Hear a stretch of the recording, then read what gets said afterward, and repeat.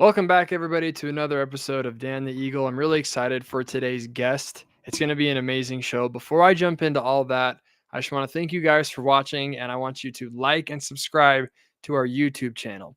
You can subscribe to my personal one that it's on YouTube called Dan the Eagle 76, or you can subscribe to Main Street Media, which is, not Main Street Media, Main Street Media Utah on their YouTube, on their X, or on their Rumble. We stream here live every weekday. My show is Wednesdays at 4:30. So if you haven't subscribed, please do so now. So today our guest is a very, very interesting person, probably the most high profile person that I've had on my show so far. So I'm really excited to talk with him, get to know him better. His name is Trent Christensen. You might recognize that name because he actually ran for the Attorney General position in the state of Utah. He's also run for Congress in the past. Right now, he is the executive director of Focus, which is an educational nonprofit that gives scholarships and helps Utah families with children who have behavior and social skills issues, so like neurodivergence and stuff like that. So that's his main focus right now. But in the past, like I mentioned, he has gone into politics. He has a long life of experience in multiple different careers, including law, entrepreneurship, and politics. He was the general counsel for Omnitech, which is a large tech corporation. He spent 3 years as the CEO of a venture accelerator based in Salt Lake and helped first-time entrepreneurs raise investment capital for their startups. He also served as vice president for community development at Zions Bank, and he was also the executive director for Senator Orrin G. Hatch's Center for Civility and Solutions. So, without further ado, we are going to bring my man Trent Christensen into the show. Trent, thanks for having me. Have you? Thank you. I'm so happy to be on this show. Happy to be a part of KMMU. I've heard so much about it for so long, and grateful that I get to kick it off with you, Dan the Eagle, on your show. So it's an honor. Thank you. Thanks, man. Yeah, we're just getting started. We're still pretty small. We don't have a ton of listeners yet, but we will one day, and that's what we're really excited for. The revolution started off small too, and that worked out. So yeah, exactly. Yeah. So, Trent, you have a very large history in Utah politics and Utah business and in all of these things, and so I want to really get into the details with you on this kind of stuff. So, first of all, I looked on your website because it's still up from your 2024 run. What were some issues that you felt like propelled you into running for Attorney General for the state of Utah? Election integrity, period. End of story. And I told this story a number of times on the campaign trail, but I think it's still timely. There was an article that had come out in October of 2023, if I recall, and it was that there was a legislator who happened to be the brother-in-law to the governor that had proposed making the Attorney General position an appointed position under the governor.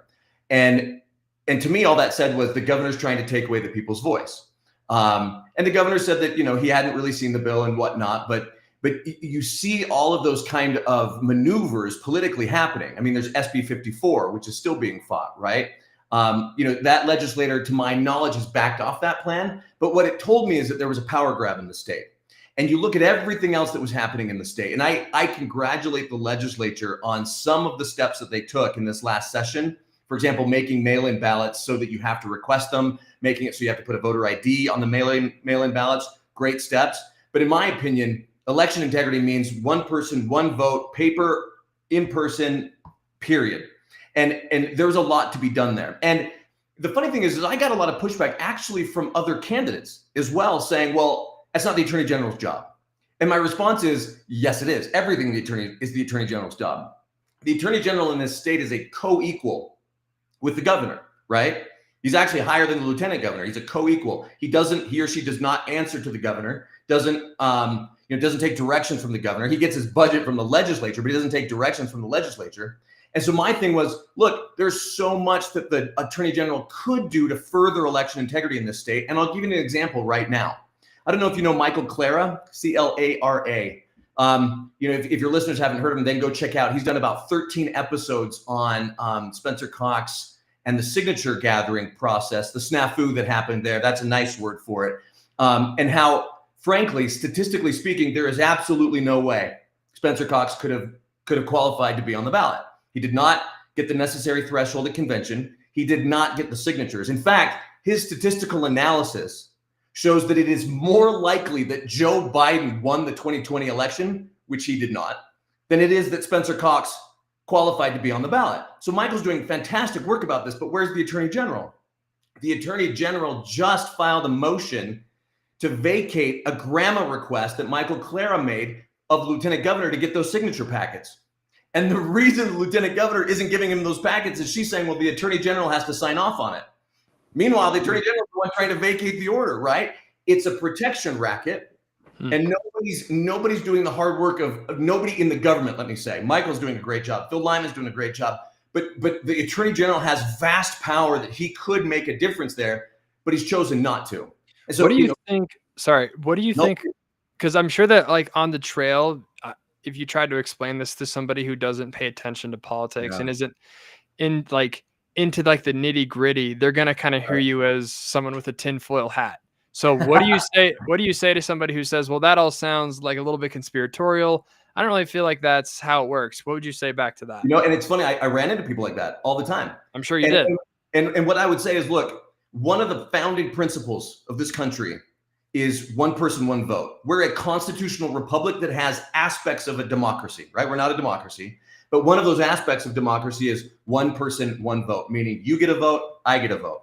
And I said, but what if your vote doesn't count, right? And some people say, well, I don't vote because I live in Utah, it's a red state, or I don't vote because I live in New York, it's a blue state. Well, that's discounting your vote. And if you're okay with your voice being discounted, then there's nothing I can do to help you. But if you actually care about your vote, you should care about whether or not people followed the rules to get on the ballot to serve as your governor. So explain a little bit then. I don't know if this has to do with SB 54. It does, yeah. Explain a little bit more about like the signature verification. Like what was the problem with that? Yeah. Well, and let me, if I could back up just a quick step and give a little bit of background for your listeners on SB 54. Please do. It used to be in this state that in order to get into public office, federal or state, you had to go through convention, meaning all these delegates, roughly 4,000 delegates, go to their precinct caucuses. Their neighbors elect them to be delegates and to represent them. Then they go and vet the candidates. They do their homework. I've never seen a harder working group of people. And they say, okay, these are the ones that I think my neighbors want in office. Okay. Now, if you got 60% of the vote at convention, you automatically won. If two people got somewhere between, 50, whatever, 55, 45, they both went on. But when Mike Lee beat Senator Bennett at convention and knocked him out, and nobody saw that coming, and Mike Lee, that's how he became a senator. Well, the establishment wasn't happy with that. They weren't going to have that again. Some nobody coming out of nowhere and knocking off one of their people. So they developed SB 54. Took them a couple of years to put it in the works and get it all passed, but it created a dual path to get on the ballot, meaning you could go and gather signatures. You had to get a certain number of signatures from every county in the state. Right now, that total for a statewide office is 28,000. So for Attorney General, for Governor, 28,000 signatures. That's not very many. Well, it isn't until you factor in a lot of these candidates. No, let me take that back. Not a lot. Some of these candidates are very well funded, okay? Or they're celebrities. They can come in and pay companies to go out and get those signatures for them, okay? Right. And that was the big knock on SB 54 is you're bypassing the delegates. The delegates are doing the vetting, but now you're just going to go out and pay to get signatures. And Dan, I'm telling you, that could be upwards of $250,000 to get the required signatures, okay? Right. So talk about money in politics, right? Well, so here's where we get to Spencer Cox. Spencer Cox used a company called Gather. John Curtis used them. Derek Brown used them, the current Attorney General. Other people used them. That company hired think of like the pest control bros, right? Just an army of guys that go out, knock on doors and women and get signatures, right? Well, you have to get a certain number of signatures from every county. They have to be verified. They have to be Republican voters, right? So there's a lot that goes into that. And so when you turn in your signatures, county clerks and the lieutenant governor, they go through and they verify those signatures. Well, when it came time for the deadline, they found out, the governor doesn't have the required number of signatures. And their excuse to let him through was, well, we've got 5 more days. I'm sure if we gave him the time, he would get it done, blah, blah, blah. And all of a sudden, magically, they just pushed it through, okay? Those are the packets. That's the information that people like Michael Clara are trying to get. They're trying to say, look, Lieutenant Governor, it's a public record. We have a right to it. We want to see it. We want to see that he officially hit the signature total. Because the signatures, you can think of it as one person, one vote, right? Somebody comes to your door and says, Dan, will you sign this so the governor can get on the ballot? You can say yes or no, right? So the argument was he didn't get the signatures. He didn't qualify to be on the ballot. Then when he went to convention, the speech that he gave upset so many people that he didn't even get 40% of the vote at convention. Right. So Phil Lyman's the only one on the ballot so far. If he doesn't get those signatures, he's out. That's it. End of story, right? But somehow, some way, they say, no, he got it. He passed the threshold. Trust us. I see. So the whole idea, first of all, I guess SB 54 is an issue in and of itself because it subverts, I guess, the people's will. But I mean, it passed a legislature, so it is law. But then the main issue is that we don't actually know that the governor got that many signatures because they weren't verified in time. Is that what you're saying? Well, and yeah, there's two issues there. People are just, upset generally that SB 54 is even allowed, that people can get on the ballot just by paying, because that's the argument. Yeah, I hear it, and I don't like the idea of that. SB 54 you bought your way on the ballot is the argument, right? And it holds water. But then there's the separate issue, like, okay, if you have to get the signatures, prove that you got the signatures. Right. And at the time of the election, at the time of the verification, at the time of the primary election, at the time of the general election, Phil Lyman, Natalie Clausen, they're out there banging the drum. He didn't get the signatures.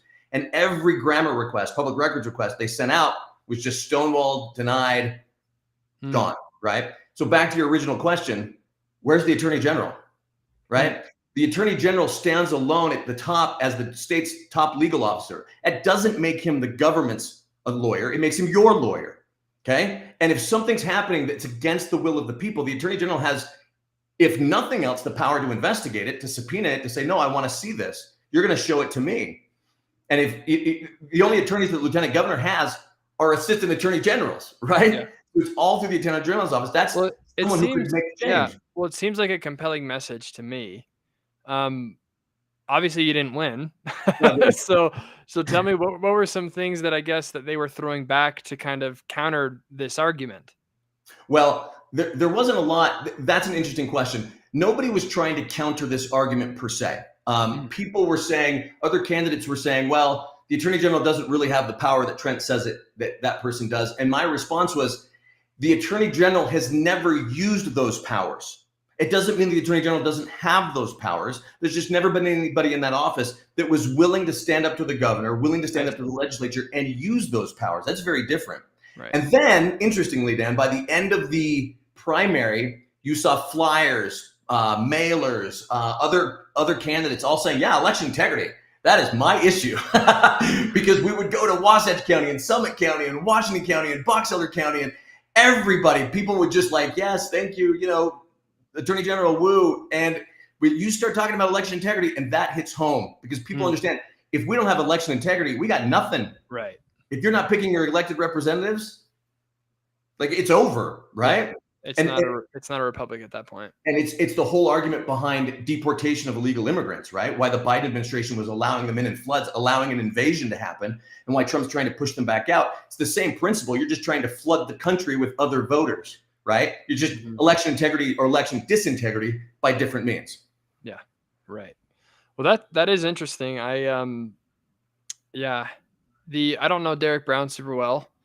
I wasn't unhappy, I guess, when he won. What do you think about how he's doing since he's been elected? Do you like what he's doing? You think he should do more? There's a standard that I use, and I'm not going to judge Derek by the standard yet. He's been in for a couple of months. And there's some great things they've been doing. Like, they went and argued, his Solicitor General went and argued a case at the Supreme Court dealing with federal lands, administrative rights. He's been doing things with education. Great. But here's one of the bars. And it's interesting because it involves a Democrat AG. I would go and I would talk to every single one of the county sheriffs, right? I'd talk to the Fraternal Order of the Police. And almost all of them would say, who was the best attorney general we had in recent history? Jan Graham. I'm like, what? Jan Graham. I mean, that's really reaching back there. I don't know who that is. Yeah, she was right before Shurtleff. Okay, so she was, think like all the way back to Mike Leavitt and Norm Bangerter. Okay, all the way back there. So like in the 80s or 90s? Oh yeah. Okay. And I said, okay, tell me. There's got to be a reason. And they said she backed us up. Law enforcement knew that if they went and arrested somebody, the attorney general's got their back. Yeah. And I used to say on the campaign trail all the time, like, look, the police, the sheriffs, those guys are the tip of the spear, right? But the attorney general is the spear. And you go and arrest somebody and you don't know the attorney general has your back, well, then what are you doing? I'll give you a story. It breaks my heart. They were telling me, one particular sheriff, I won't give you his name, but he was telling me my guys, meaning my deputies, they will encounter someone with fentanyl in their car. Just boom, right there, plain view, okay? And they don't arrest them. And I said, okay, well, that's fentanyl, right? That's illegal. Why don't they arrest them? And they say, look, if we arrest them for that fentanyl, it won't get prosecuted. It won't. It's not a big enough deal to the current attorney general, to the powers that be, to arrest that guy. So my deputies are supposed to put their life on the line, get this guy out of the car, arrest him, book him, do all the paperwork, hold him, draw up a case, and then the attorney general lets it go. Like, why would my deputies do that? So they don't arrest them. They see it and let it go. But under Jan Graham, it was like, she's got our back. We arrest this guy, they're going to take him down. Okay. I don't understand why wouldn't the attorney general be supportive of something like that? So we've had attorney generals, two in recent memory, that were much more interested in enriching themselves and using the office for political gain than they were for doing the job. I think Sean Reyes, aside from those two, I think Sean Reyes did a really good job in a lot of different ways. But law enforcement didn't always feel like he had their back. The sheriffs meet once a month, every month in a different place. They'll go to whatever, Tremont or, wherever, Springville, and attorney general doesn't show up. Nobody from his office shows up. Like, that's an important, important symbiotic relationship, right? Showing up, yeah. We need to show up if nothing else for each other, right? And so there wasn't the emphasis on, look, the attorney general's number one job is the top cop, right? The top cop, not the top lawyer. You're, representing the people, and the police are protecting the people. Sheriffs are protecting the people. But if those bad guys don't get prosecuted, like, what are we doing? My guy, that's what the sheriff told me. I'll never forget this. My guys are supposed to put their life on the line. And then this guy that they arrested, they know he's not going to get prosecuted. Why would they do that? Right. I heard a story just recently from, I want to say it was in Minnesota, where there was someone who firebombed like 6 Teslas, and they take him in, and then they let him off the hook. And they just said, basically, we're just going to give you a slap on the wrist. Go about your business. Do you know why? Do you know what his job was? That guy, the government employee that they grabbed. Do you know who he worked for previously? Mike Waltz. You recognize that name? Sure do. Tim Waltz. Sorry, Tim Waltz. Tim Waltz. I'm going to say Mike Waltz. We like that guy. I was going to say, wait a second. That doesn't sound right. Tim Waltz. Different Waltz. Governor of Minnesota, former vice presidential candidate, right? And when you run a state and it's corrupt, then the corrupt people go free, right? Because here's, like, we hear those stories and we think, oh, thank God I don't live in Minnesota. But you're saying that we can't say that because we live in Utah soda. If you take a map of the United States, Utah soda, I like that. There's plenty of soda here. And you looked at every single state and their trend over the 2024 election, every single state trended red. Not that they are red, like California is still very blue, but they trended red except Utah. Utah is the only state out of all 50 that trended blue, right? And why is that? Well, there's probably a lot of reasons for that, but I think a lot of people can point to election integrity, right? Like, we're getting a lot of refugees out of California and stuff like that. Demographic shifts, that's going to be part of it, but our politics are changing. I just had a conversation with a good friend yesterday where I just about lost my mind at this argument of, like, my vote doesn't count in Utah because it's so red. And it's like, that's the argument that they want you to believe. That's the psyop, right? That's the Kool-Aid they want you drinking so that just in the dark of the night, Utah turns blue. Sure. There's a famous political commentator, James Lindsay. He presented a couple years ago at the Eagle Forum event. Gail Rosica does, awesome event. And he had this theory. He said, look, there's 3 kinds of states. There's red states, and there's blue states, and then there's fake red states. There's no such thing as a fake blue state, right? Like, if it's blue, it's blue. You don't have to worry about it. But there are a lot of fake blue states. And he said, frankly, he just said to the audience, no offense, Utah is the fakest of the fake red states. And so, that's what we're living with right now. Like, can we trust that the police are able to do their job? They want to do their job. I know they do. But can they, right? Do they have somebody backing them up to do their job? And that was always number 2. You'd asked me earlier, my biggest issue, election integrity and backing up the cops, top cop, giving them the assurance that they do their job. I've got their back. And so I think Derek's doing, to answer your question, I think Derek's doing some good things. I'm going to withhold judgment right now. I want to see, are we going to stop being a sanctuary state? Are we going to start going after the fentanyl, right? Yeah. Are we going to stop what's happening? I mean, we're seeing articles about it. They're suppressing some of it, but illegal immigrant rapes a girl in Harriman. There was somebody in American Fork who was pulled over. This was last year with 30 pounds of fentanyl in his car. Yeah. That could kill like half the state, right? Like, is that what we're going to stop? Because that's going to require an attorney general that rolls up his sleeves and says, we're going to war. I remember, I guess one of the things that I think that drives me crazy about Utah is that we are very quote unquote conservative, I guess, because you could say like we are very religious. We don't even drink coffee. I mean, that's how conservative the state is. But on things like enforcing the law, especially when it comes to like illegal immigration, I see a lot of squishiness. Yeah. And I see a lot of hesitation to enforce any rules because you don't want to be mean. And that's like, to me, being nice is not like actually a value. Being charitable is. Right. And enforcing the law is charitable to those who actually are protected by it. So what do you think about people when they would just say, well, like, we just need to be nice and enforcing the law is kind of mean? Because I hear that not directly, but indirectly. You know what I'm talking about? Like an indirect kind of like, well, let's just be a little nice. Like, what do you make of that argument? If I'm being completely frank, I think it's an utter bastardization of the Christian religion, period. I mean, it's taking what Christ said and turning it on its head. I mean, he never said those things in those ways. And here's the thing. How many times did Christ say, you got to clean your own house first, right? Mm-hmm. You got to make sure that your house is in order, right? And, we are a nation of laws. We know from, and I'm LDS, I've been practicing, I was raised LDS, Doctrine and Covenants, the Constitution was divinely inspired, right? Like all the principles about like, we believe in honoring, obeying, and sustaining the law, like those goes out the window when it's something that somebody else has told you that you're a meanie if you do it this way. Yeah. Like no one's going to go to the family of that young 14-year-old girl in Harriman that was raped and be like, should we bring in some more illegals? I think that's the nice thing to do. Let's bring in some more refugees, right? Nobody's going to walk the streets of London or Paris and see what's happened in those cities, right?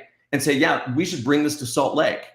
And there's ways to do it in a humane way, right? That's what being nice is. You enforce the law in a humane way. That's the purpose of due process, right? That's the purpose of habeas corpus, right? But to say, well, we shouldn't enforce the law, well, then what happens to the people who relied on that and built a life around that? And now you're telling them that, sorry, you don't count.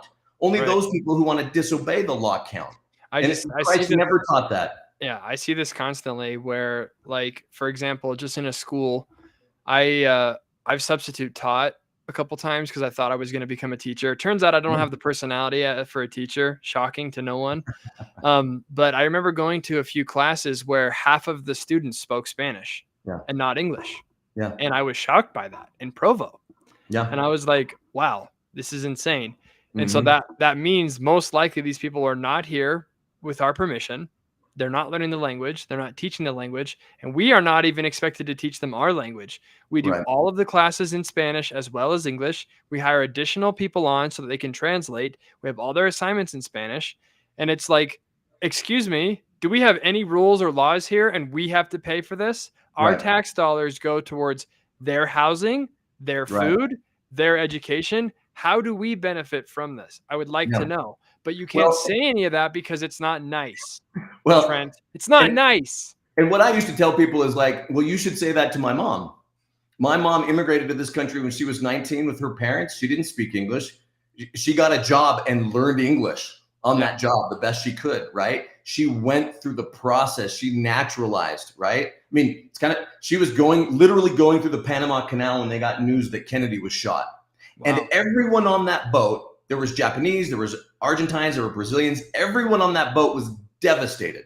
They weren't Americans, but they were devastated because they knew what that meant to the world, that this hope, right? This JFK, this shiny American leader was shot. What does that mean for the rest of us, right? They wanted to come here and be American. She Yeah. will always love Argentina. She will always have pride in that culture. And growing up, and she grew up Methodist. She's proud of that. She's American, and she wanted her kids to be American. And that's the notion that we've gotten away from, is come to this country and wave the flag of your country of origin.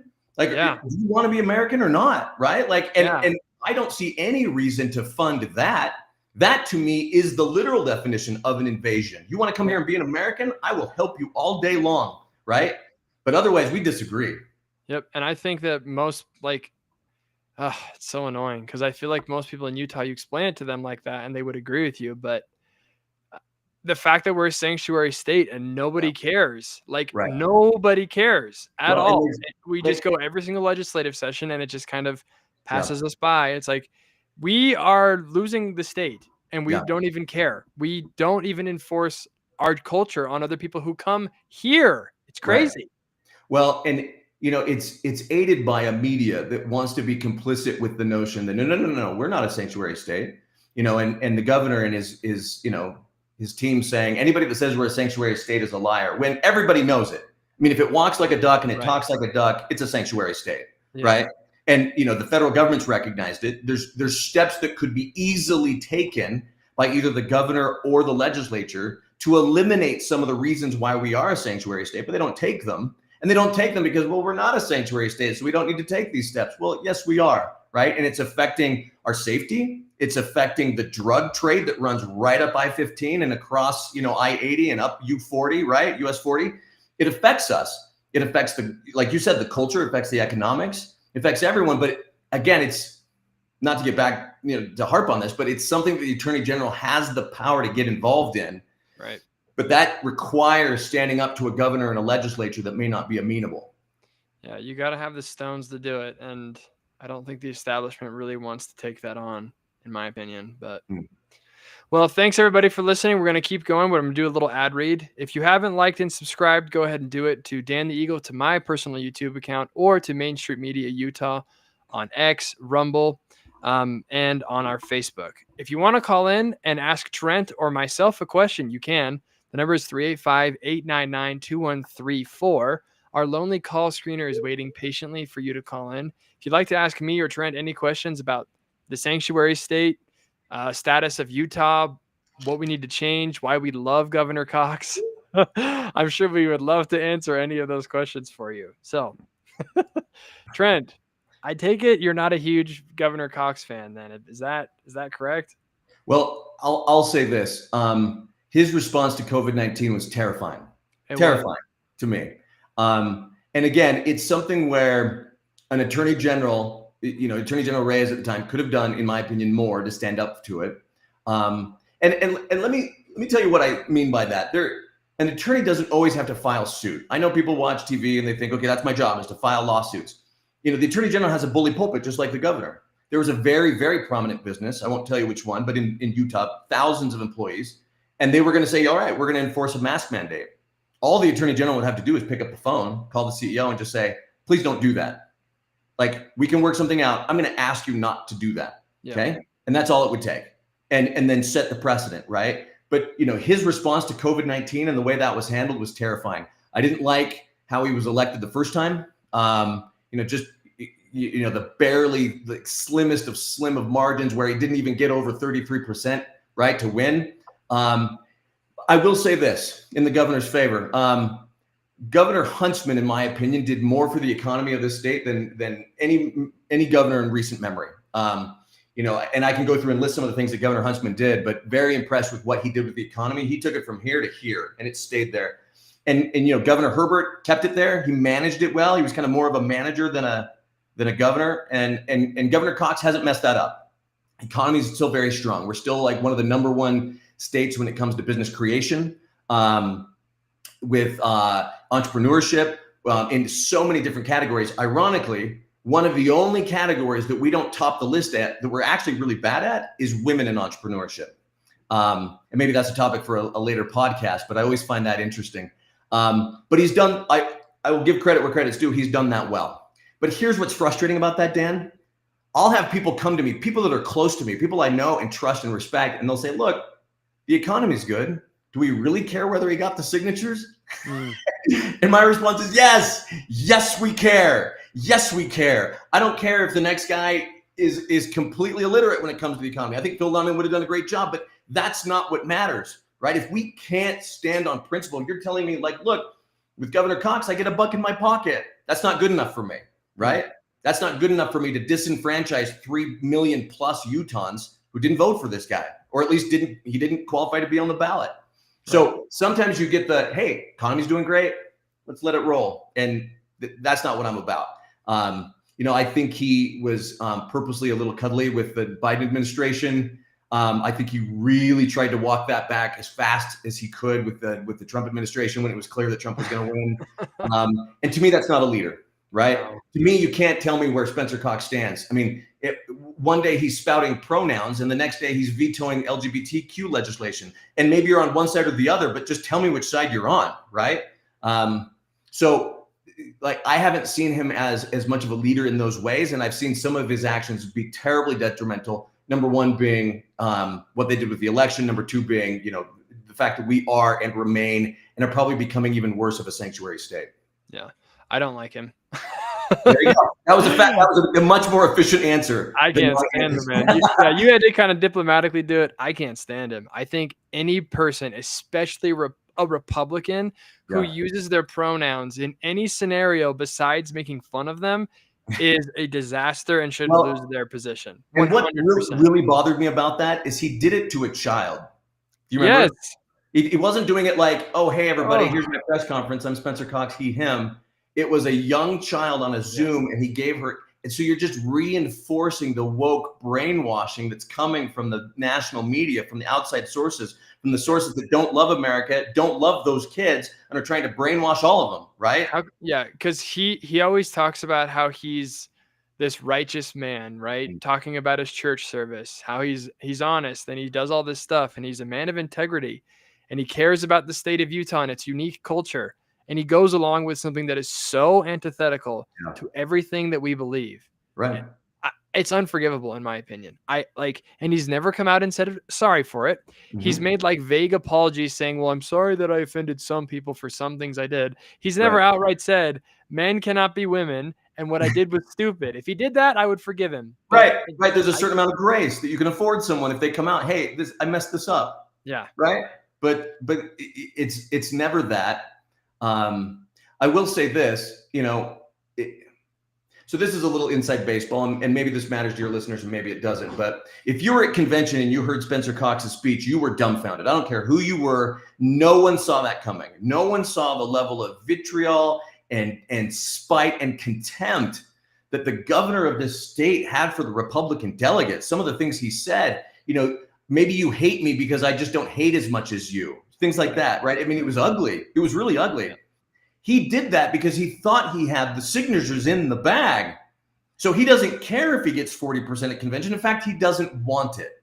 Mm-hmm. He wants to show the rest of the world, if he ever runs for some higher office, say president in the future, look, I stood up to those right-wing crazies in Utah. I'm the guy you can trust to stand up to MAGA, right? Well, what happens? He doesn't get the 40. There's a question about whether he has the signatures. He's scrambling to get on the ballot. He's doing everything he can to get back in Trump's good graces. But something else that he did is he held various meetings at certain people's houses, including Derek Brown, where he invited key members of the Republican delegates, many of them state central committee members, invited them in and did the biggest mea culpa, I'm so sorry, teary, weepy, that was bad of me to do, to get those people back on his side because he knew he was going to need them. And it worked. There was enough members, people that would otherwise refer to themselves as very staunch conservatives, that were like, we'll give him another chance. Because he came and he kissed the ring and he got down on one knee and said, oh, blah, blah, blah, I'm so sorry. Maybe if I'd gone to one, I would have felt the same. I doubt it. But that gets back to my earlier point where people are just like, you know what? He's in that ward.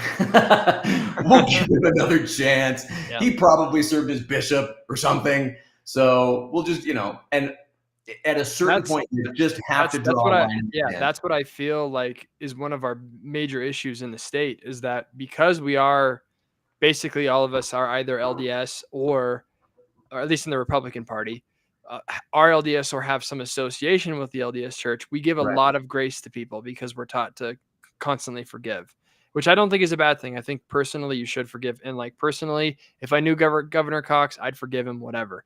But on a political level, you have to understand that this is a different thing. Right. When you're talking about your governor versus your friend, you're Yep. going to treat them very differently. That's an excellent point.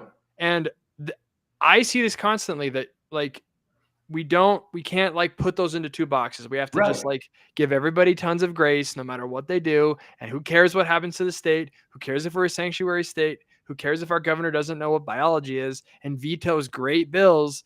We don't care because, well, he sounds nice in the debate, and he sounds like a Relief Society president when he debates. So he sounds so nice. He sounds so cute. I will note that you didn't say he sounds like another current president. You said Relief Society president. That did not get lost on me. Yeah, kudos. Well done. Well done there. Tell me I'm wrong, though. In the debate with Phil Lyman, when he spoke, I was like, oh my gosh, he doesn't even sound like a man. He sounds like a Relief Society president. It drove me insane. So how can anyone vote for this guy? You know, people have said to me, like, Trent, what do you want to have happen? You're just going to kick him out of office? And the answer is, yeah, there's a constitutional provision for what to happen. If he didn't have the right requisite, legal status to be on the ballot, and neither did Lieutenant Governor Henderson for that matter, then it's Mike Schultz governor, period. Like, that's what needs to happen. But, to your point, for the political will to be mustered to do something like that, you've got to have judicial will. You've got to have the legislature in lockstep. You've got to have the people, right? There's got to be a lot of people that are like, that was wrong. And to your point, there's just too many people that were like, that was wrong. I'm going to go back to watching football or whatever, Exactly. Or like they just read the headline from Deseret News or KSL and they're like, oh, okay. Well, and I will say this, the Trump administration has been doing quite a bit poking into states that have had problems with election integrity. There hasn't been any indication that they're looking at Utah, but South Carolina, some of the other states where there was like some really dubious, like Arizona is another one with that governor. So, there is some outside hope that perhaps Kash Patel or Pam Bondi or somebody will look into the state. But here's another thing, and this is a good thing, but also frustrating. So Phil Lyman now, he's not giving up the fight, and God bless him for it, right? And it's not, he's like, look, I'm not going to be governor anymore. That's done, right? If anything happens and I end up being right, Mike Schultz is the governor, because that's how it's going to work, right? He's going to be elevated from Speaker of the House. So this isn't about Phil being governor. It's about one person, one vote. And so Phil now is saying, well, I'm going to run for party chair. And you'd say, okay, well, that's kind of a step down. And Phil's entire point is we have to fix the system. If we don't have election integrity, we got nothing. And since the dominant party in the state is the Republican Party, that party is supposed to interact with the lieutenant governor to make sure we have fair elections. I want to make sure the party's doing its job. It's the party apparatus under no less than Derek Brown, when he was party chairman, that really cemented SB 54. That's when SB 54 became almost impenetrable. Almost like you're never going to get rid of it now. That's interesting because now he's at the very top. So the likelihood of that changing, I feel like, is very minimal. Unless the courts get involved, or again, a groundswell comes up and the party forces a change. So why is Phil Lyman running for party chair? To force that change, right? The courts have already ruled on it. You're not going to get the political will out of the legislature. Even if you did, my guess is the AG's office would block it. Lieutenant Governor's office, AG's office. There's a lot of political clout there, right? It's going to have to come from the bottom up. That's going to take a lot of willpower, a lot of people getting really upset about this and mobilizing. That's why I'm going to, I'm a delegate. That's why I'm going to go to the convention, the organizing meeting in May. And then I'm friends with Rob Axon. Like, to your point, friends, politics, right? Friends with Rob Axon. I'm voting for Phil Lyman. And I really appreciate that you're still getting involved, because I think we do need more people like you, Trent, who can actually, call a spade and not be like twisted by the morass, I guess, or the charisma of politicians. But just putting your lawyer hat on now, because you are a lawyer and you are a law expert. As I asked you earlier today, you're an expert in the law.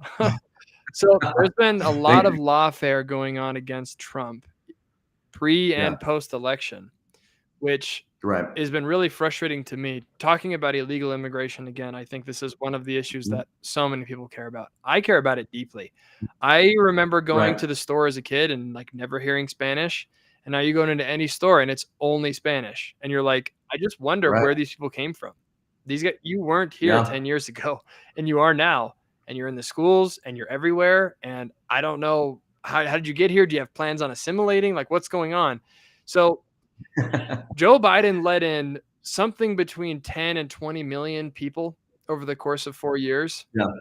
And he even Yeah. shipped them, boated them, flew them, bused them to Utah, to Right. Colorado, to New York, to all of these Right. places, to Pennsylvania, to Arizona, all these places that he needed to flip.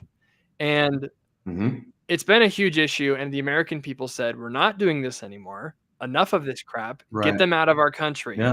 I think Harry Enton had a poll that said that 56% of Americans approve of deporting all Yeah. illegals, whereas Yeah. It's the main driver behind Trump's approval ratings exactly, right now. which is a massive shift. It was like 36% back in Mhm. 2016, and now it's up into the That's 50s. right. So we understand Mhm. the problem. We understand what's going on. But every time Trump tries to get somebody out, tries to do something, tries to get rid of gang members to this Salvadoran prison, Yeah. El Salvador, right? there is a roadblock in the way, legally speaking. Mhm. So, what's his name? Boasberg is the judge. Yeah. Mhm. Yep. As a legal expert yourself, as a lawyer, as someone who's versed in the law, is there any legitimacy behind the claims that Trump cannot deport illegal immigrants to El Salvador? So you always have to look at, where does Trump get the power? That's, as a lawyer, that's always the first place you look, because just being in office doesn't give you all inherent powers. In fact, the Constitution reins in your power, right? That's the point of the Constitution, is to keep you from doing whatever you want, right? So, okay, where does Trump get this power? Initially they used the Alien Extradition Act, back from the 1700s. That's what Boasberg said initially you couldn't do. And then the Supreme Court said, no, he can do that, right? Now they're saying, well, now they need due process. You need to bring him back. What was really aggravating, and this goes beyond Boasberg, this goes all the way to the Supreme Court, was the Supreme Court literally, and this shocked me, it was in the middle of the night, they issue an opinion before the lower courts ruled.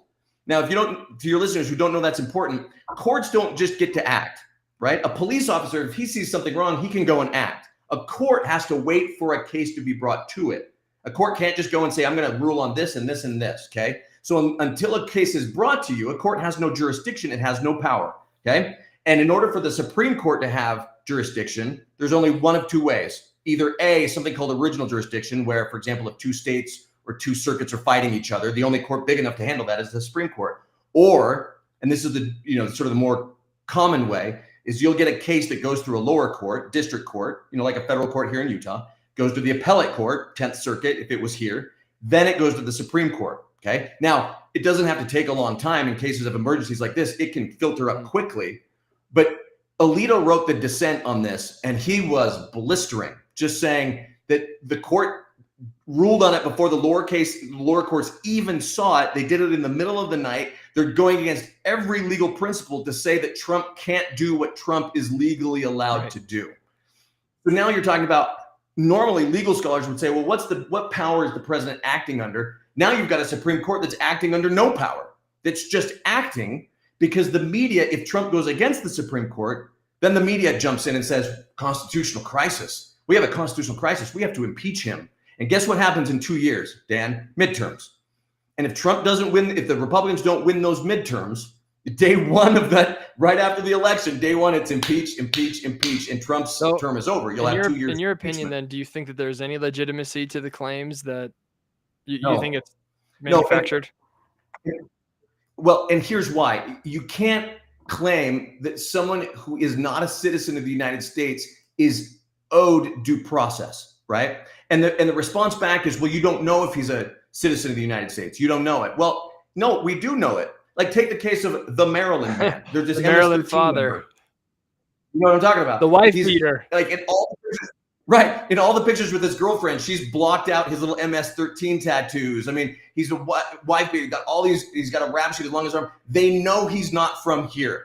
They deport him, and the news and the media, and Chris Van Hollen from Maryland goes down. He's a Maryland man, this Maryland father. How dare you? Again, it's manipulation. It's psyops. It's for people who watch the news but don't critically think like, well, how can you do that to that man? He's from a gang that was founded on satanic rituals, right? MS-13, that's who they are. They are not owed due process. And here's what I think Trump is doing, what I hope he's doing, okay? You have to play the game for a certain period of time, right? You can't just jump in and just go, full bull in a China shop, even though that's kind of his MO, right? So he's going through the process. He's doing the law, he's fighting the lawfare, right? He's winning some of these cases. He's losing some of these cases. I think the president, his next step ought to be suspending habeas corpus. And a lot of people are like, whoa, that's not, you can't do that. Well, I think you can. And, a lot of people will call that a constitutional crisis. I think he has the not only the power to do it, but I think he's got the historical precedence to do it. If you don't know, habeas corpus is a legal action. It's a writ, it's a motion by which an individual can seek relief from unlawful detention. You say, you arrested me, I get to know why. And I get to be released until you can tell me why. That's habeas corpus. Okay. And the US Constitution protects the right of habeas corpus, Article 1, Section 9. Okay. It says, and this is what's interesting, it can only be suspended, habeas corpus, in cases of rebellion or invasion when public safety requires it. Well, this is an invasion if I ever saw one of our southern border. Yeah. The fact that it was engineered by a traitorous president doesn't change the fact that it was an invasion. I would be totally in support of that, because purely the way that it's going right now, like, he's trying to deport literally tens of millions of people who are here illegally, who shouldn't be here. They broke the law. They don't deserve to be here. End of story. And if they want to come back, they can do it the right way. And that's the end of the story. But at the process the amount of people that he's deporting now, I think he's at something like, if we're gracious, we can say he's deported around 30,000 people. He needs to deport almost 20 million. He doesn't get it. He doesn't get it. If in the next 4 years, he's only deporting 10,000, 20,000 a month, it doesn't matter. It does not matter. Math. Right. Yeah. Math says you're wrong. What Exactly. drives me up the wall is these Democrats who literally all raised their hand in the debate in 2019 and said, I don't think crossing the border should be a crime. All of them raised their hand, including Sleepy Joe Biden. And then he lets all of them in. They come in, and they didn't have any kind of due process. When they came in, was there any amount of, well, you're actually illegal, goodbye, go away? No, they just let them on in. Come on in. Well, catch and release. You cannot have me care about due process for people who are here illegally. I don't care. And if there wasn't due process to begin with, why should there be due process to get them out of the country? Because I want to hear all these sob stories. Oh, well, the due process. You didn't care when they walked in. And that's my hope. That's my hope, is that Trump will see, like, look, I've done everything. I've played by the rules, and it's time to drop the hammer. We're going to suspend the writ. Okay. We're just going to hold these. We're going to round them up. We're going to hold them. We're going to do our own analysis. And those that are illegal, we're going to deport them, period. Right. And Lincoln, there is a legal train of thought that says it's actually Congress's sole ability to suspend the writ of habeas corpus, but FDR did it. Lincoln did it. That's very famous. Lincoln did it. Ulysses S. Grant did it. And in each one of those cases, Congress post hoc ratified the president's decision. So if the president can do it and Congress ratifies it, there is no constitutional crisis. But to your point, you just don't have the time to do onesies and twosies. There's no time. You've got to move. You got to go. This isn't our country 4 anymore. years, probably only 2 for being realistic. You have to get this done. And you cannot. You can't rely on winning the midterms. You can't assume you're going to get a 4-year term, because those Democrats take the House, and forbid they take the House and the Senate, you'll be impeached for every day for the rest of your term. And the country just keeps importing more and more people who don't share our values, who vote different ways, and really have no interest in becoming American. And then we end up like Canada, where they're embarrassed to call themselves Canadian, where they say we're a post-national country. We have no identity. We're just a group of random people in a random place at a random time. And also we hate ourselves if we're white. I'm not interested. Thanks, Trent. No, thank you. No, thank you. Well, then you look at countries like like England and France and Germany, right? They are no longer those countries, right? They are no longer the Germany and the France and the England that we know. They're not. And they won't be for the next several generations, right? Mayors of major towns, including London, all through England, are Muslim. Is there anything wrong with that? No. Is there something wrong when the entire culture change? It's not England anymore. That is not our ally. And by the way, they have nuclear weapons. Yeah. And so now we're ceding control of a nuclear power to a country, a culture, a people that aren't necessarily our allies. But we're supposed to defend them in NATO. Yeah. Right. The UK is a whole other topic. Oh man. But to your point, that's where we're headed. No, it is. What's the difference? It is. Right? And if we don't enforce, say, okay, you want to come to America? Bienvenido. We're happy to have you if you come in legally and if you want to become American. And American actually means something, okay? It doesn't just mean that you live here, okay? It means that you have certain beliefs, you speak English, and you want to be a part of the culture. That is a bare minimum, in my opinion. Right.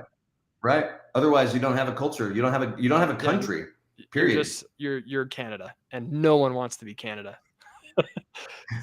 Alberta wants to be us. So we should take Alberta. Right. I 100% agree with that. When Trump says we want to invade Canada, I don't want that. I don't want the Canadians. But Alberta, We'll take Alberta. Take Alberta. Yeah, the Texas of Canada. We'll take that. I'll take Edmonton, but I don't want Vancouver or Ottawa or Vancouver's beautiful, but you guys keep it. We'll take it. So speaking of the Supreme Court, there was they had oral arguments just yesterday.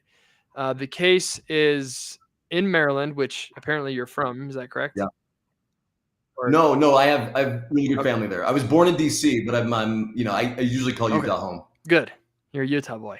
But in Maryland, there is a school district that is trying to put transgender books into schools, and religious parents have said, we would simply like to be able to say no to this. They're not saying they don't want the books out of the schools. They just say, I want the books to be able to, I want to be able to take my child out from the class. And let me grab this really fast. I took some screenshots of some of the things that the books were saying. Oh boy. So one of them says, sometimes I just use one set of pronouns. Sometimes I change my pronouns. Sometimes I use all the pronouns I can think of. My pronouns are like the weather. They change depending on how I feel. And that's okay because they're my words. That's in the book. So as a parent, I don't know if I would want my kid reading that. I mean, just as an example of good literature, it's like somebody just slapped that together and put it in a book so they could get it on the shelves. Like, that ain't no Walt Whitman right there, right? Like, it didn't even rhyme. Put some thought One of the books, So one book tasks 3 and 4-year-olds to search for images for a word list that includes intersex flag, drag queen, underwear, leather, and the name of a celebrated LGBTQ activist and prostitute. Another book advocates a child knows best approach to gender transitioning, telling students that a decision to transition doesn't have to, quote, make sense. Teachers are instructed to say doctors only guess when identifying a newborn sex. What do we need doctors for, really, anymore? Obviously, these shouldn't be in schools in the first place, but you're in Maryland, so you got to pick your battles. So these parents are simply saying, okay, you can have those books, but please let our children not listen to them. I think it's a group of Christians, Muslims, and Jews. They're saying we don't want this stuff. Of course, the school says, nope, you have to engage in it. And so that's gone up all the way to the Supreme Court. So I was listening to some oral arguments today, and I'm happy to have you on because of your background in the law. I'm going to play first. This is the opening argument for the pro-LGBTQ forcing kids to read gross stuff side. So let's go ahead and play this. Let's do it. Let me know if you can hear it.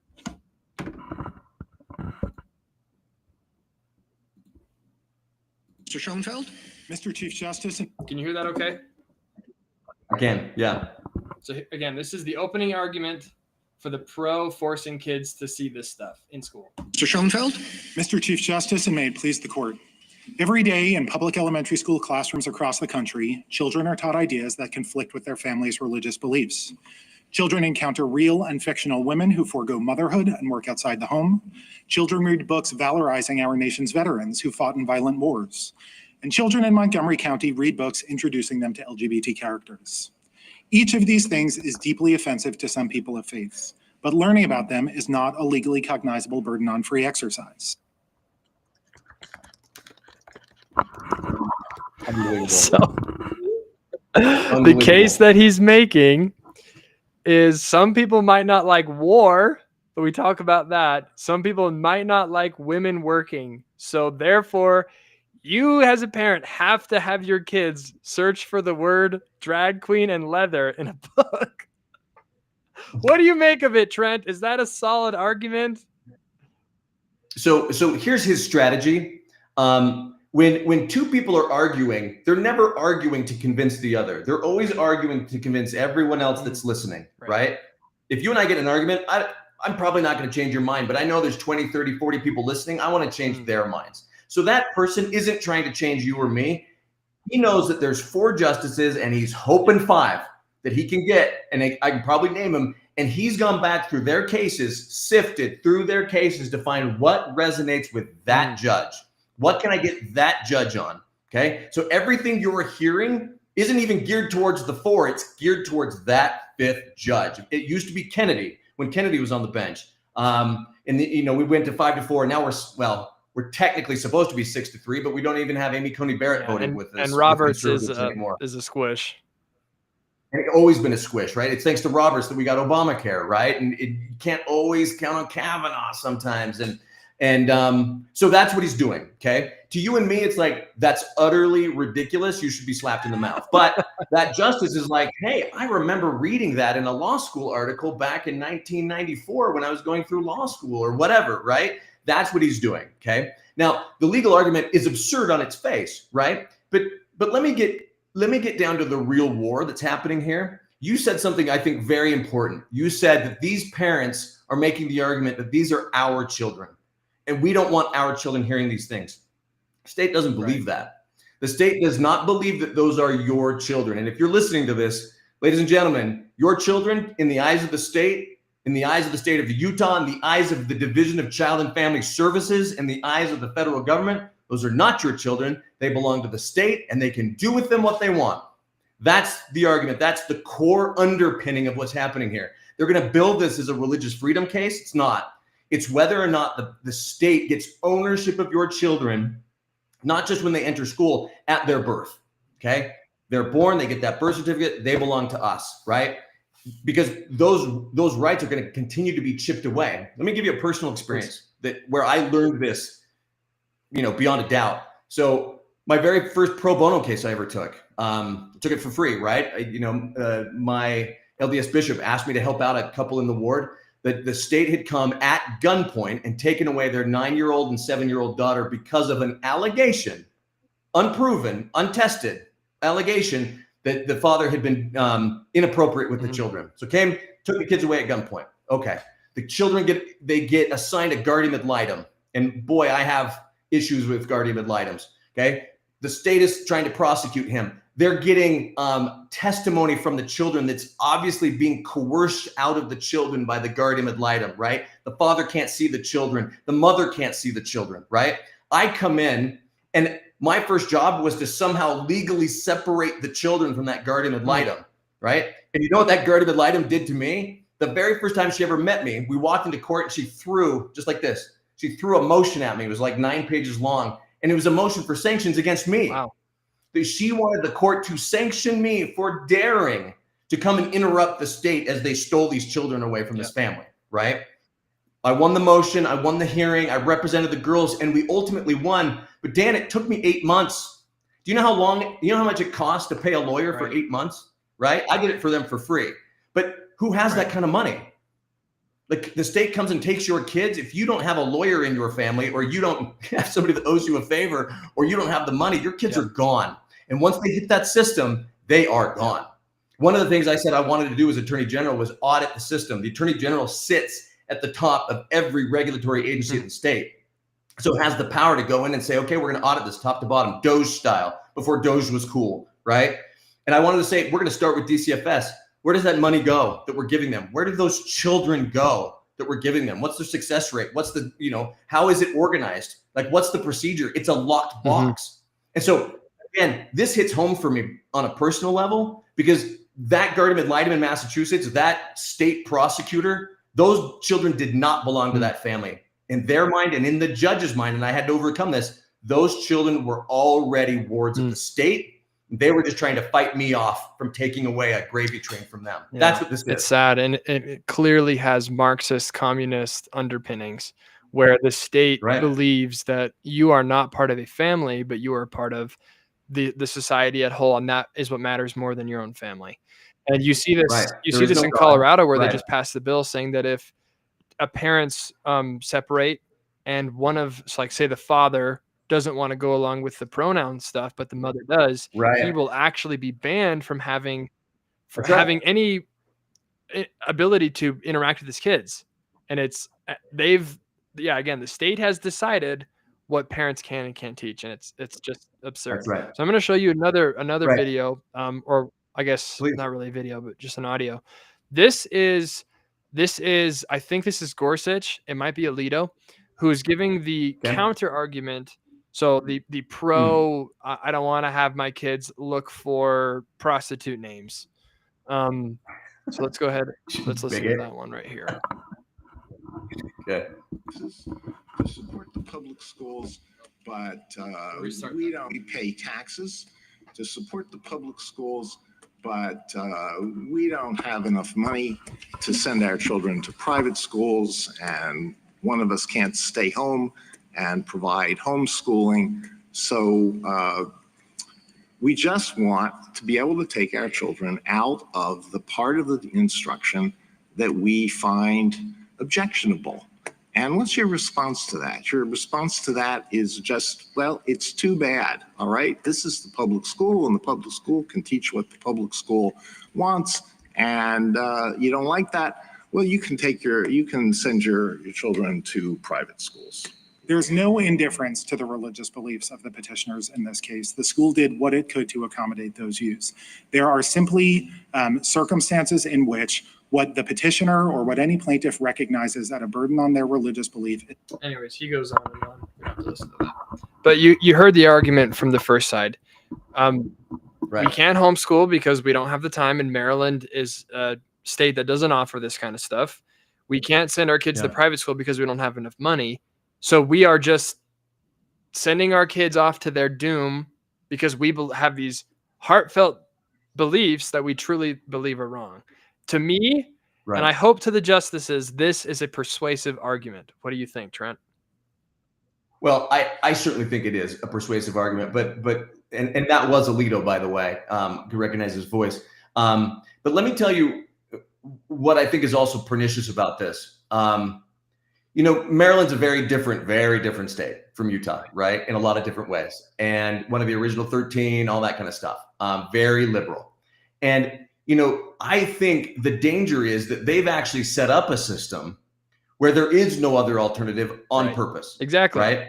Where they limit the ability to homeschool. They've limited charter schools. They've limited school choice generally. No, you can't opt your kid out. And if your kid's there, he's going to listen to this stuff. Now, if you come in and want to teach a Bible course, right? Well, then you're a heretic and you're going to jail, right? But because that's religion. But I can't opt him out on the basis of religion, right? And look, I think anybody ought to get this right. I'm in one of my very first jobs right out of college I was lobbying for school choice here in not lobbying. That's not the right word. I was never a lobbyist, but I was advocating for school choice. I was running a nonprofit that was pushing and working with legislators to enact school choice. We helped enact some of the first school choice legislation here in Utah. And at the time, the homeschoolers wouldn't talk to us in the state. I'm going to date myself, but this is 2001, right when I graduated college. And they didn't want anything to do with us. And it was because, look, nobody's on our side. We don't want anything to do with government. We don't want anything to do with you. Just leave us alone, right? They'd seen a long time ago that you get involved in this kind of stuff and the government comes for you. Well, that's what's already happened in Maryland, right? The government's come, they've constricted what they're able to do, right? They've boxed them in. And now the argument is I'm sorry that you're boxed in, but your kid's going to listen to this stuff, whether you like it or not, right? That's how pernicious this gets, is we've created a system that's going to generate some great workers for our industrial system, and they're going to believe the way we believe, and then they're going to ship them off to Harvard and Penn and Columbia, and they're going to get even more radicalized, right? This is how we're going to do it. And it's not even LGBTQ is the line that they're fighting. It's not about that, right? I mean, it is shocking to me that drag queens, they never want to do a drag show at a senior center, right? They're never knocking down a door to do it. It's always in the elementary school, right? We got to do it we got to get to the kids, right? So, and that's what this is. That's what this war is, right? It's getting to the kids, getting to them early, and Maryland gets it. They're deep state as they come. Sorry to all my friends from Maryland, but that's the case, right? So Alito's absolutely right. And to anyone that wants to be fair about it, it's like, oh, you don't want to listen to this? Okay, great. Right. Like the freedom of speech is I get to say what I want to say and the government can't stop me. It's not that I have to listen to the government, but that's essentially what they're saying. They're bastardizing, again, to use that word, the First Amendment, flipping it on its head and saying, not only am I going to speak, you're going to listen, right? And I think people have a right to opt out of that clearly, unless those aren't really your kids. They belong to the state. Then it doesn't matter. Then the parents are just an impediment. And like, what do we have in Utah? We have Amy Winder Newton leading this dystopian named Office of the Family that Governor Cox set up. I don't even know what that is, but it terrifies me. I need to look into that more, but I've seen it, and it's like Office of the Family. That can't be good. Who knows? So, it is a little weird that the government is, saying that it has a family, but maybe their intention is different. It's hard to say. Hope. But I can't say that I believe that anything from the government that is intended to actually help us really ends up helping us. I think most of the help ends up coming from your own work, and the government can pretty much make it easy for you or can make it hard. But anyways, thank you so much, Trent, for coming on. I'll have you for a couple more minutes, but if anyone wants to call in, this is your last chance to ask me or Trent any questions. The number is 385-899-2134. And again, if you haven't liked and subscribed to our YouTube channel, so mine is Dan the Eagle 76 or Main Street Media, or you can find us on X where we stream live, or you can go into Rumble and we stream live there every day. My show is on Wednesdays at 4:30. I'm clearly the best host. You should subscribe to mine and listen to me on Wednesdays at 4:30 because I have cool guests like Trent on, and we get to talk and laugh and have a good time. So, Trent, just while we're wrapping up, I kind of want to do a kind of a more light question for you then. What do you do when you're not fighting the good fight? What's your way to unwind? How do you take a load off? What's your strategy to relax and have fun? The way that I relax from fighting the good fight is to fight another fight. So my kids and I, mainly my daughter, my 15-year-old, we go do Krav Maga. If you've heard of that, it's a fighting, it's a martial art. I thought that was like a country singer or something. Yeah, it could also be that. Yeah, it could be dual branded, I think. But, I go with my 15-year-old daughter and we pair up, and they're always like, do you want to go with another guy? And I said, no, I'll be with my daughter. And by the end of it, I'm like, please give me another guy. She just beats the heck out of me for an hour straight. I'll tell you this. This is the world premiere of this information, Dan. I haven't even told maybe another soul this, but I'm getting yoga certified. Oh, Trent. I'm going to be a yoga certified instructor. You claim to be a Republican. The whole time. So there you go. I'm well-rounded, man. Really well-rounded. That's wow. yoga. You and I will do something together. I'll come on your show. We'll do some yoga. It's one of the ways I unwind. I used to run, and I can't run as much as I used to anymore. So I lift. I do Krav Maga. I'm not gonna lie. My audience is gonna hate me for saying this, but I love yoga as well. I love yoga. Yoga is great. I'm sorry, man. I outed you. I'm sorry. I'm sorry. All my credibility is through the door, but I'm not a vegan. I love meat. No. What do you think? How do you eat your steaks? Oh yeah, medium. Okay, medium rare. Okay, good. That is an acceptable In answer. Fact, if it somebody just said try Tai Chi. Yeah. So here's the interesting thing. So when the Israelis developed Krav Maga, they took from all like Muay Thai, Tai Chi, they took all of those and sort of put it into one where it's very street fighting. You're not meant to go 8 rounds in an octagon with Krav Maga. You're meant to you've got an assailant, you fight him off, and you run away, right? Like that's the point. It's more self-defense, and that's why I like doing it with my kids. But I love that comment. That's cool. So good call. Well, yeah, we doesn't look like we have any phone calls, unfortunately, but we really appreciate Oh, everyone who good. tuned in, and we appreciate Trent for being on, and hopefully we'll be able to keep fighting the good fight, and we'll have you on at another time.